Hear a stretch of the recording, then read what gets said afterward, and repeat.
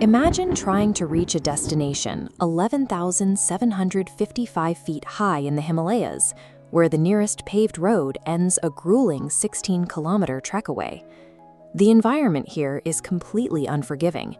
For 6 months of the year, the climate is so severe that the entire town is abandoned. The freeze is lethal enough that local priests pack up the divine idols and carry them down to a lower altitude refuge village just to survive until spring.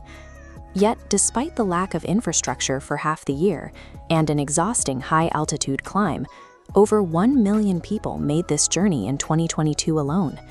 When thousands of people willingly walk into a logistical dead zone, it suggests the destination offers something that outweighs the demand for basic comfort. Beyond the freezing temperatures, the landscape is dictated by the Chorabari Glacier and the steep drop of the Mandakini River. In June 2013, torrential rains caused a glacial lake to burst, sending a massive wall of water, silt, and boulders tearing into the valley.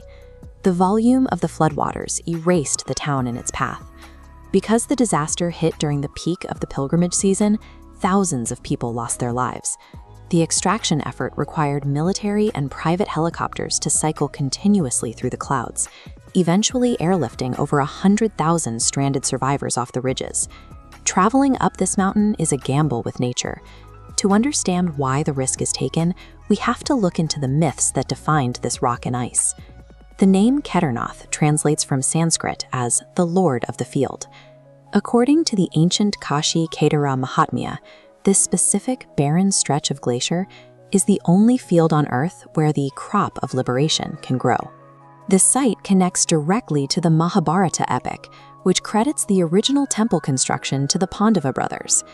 The Skanda Purana, written around the 7th or 8th century, identifies this peak as a site of cosmic intervention. The myth states that as the holy waters of the Ganges fell from the heavens, Shiva released the river through his matted hair right here on this peak, softening its impact before it reached the rest of the world. For the pilgrims making the climb, the mountain's harshness is the raw, untamed expression of that divine power. Over time, those mythological texts merged into documented history.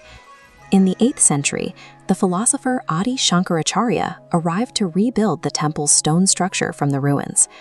His commitment to the location was absolute. Legends state that he ultimately chose these snow-capped mountains as his final resting place. By the 12th century, historical records show that Kedarnath was firmly established as a permanent hub of Hindu devotion. Shankaracharya's work converted an abstract myth into a tangible, exhausting test of faith for all future generations. Today, Kedarnath stands as the most remote, demanding stop on the Chota Char Dham pilgrimage circuit.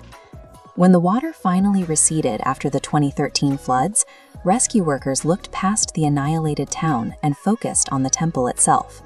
Amidst total structural devastation and flattened modern buildings, the ancient temple remained standing. The protection came from a massive boulder that washed down from the glacier and lodged behind the temple.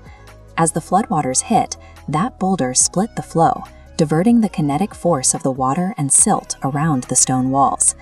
While geologists can map the mechanics of the event, for the pilgrims, it serves as concrete evidence of a protective presence. The journey up the Himalayas is meant to be difficult. The crop of liberation is reserved for those willing to brave Earth's harshest conditions, finding their sanctuary exactly where resilience defies destruction.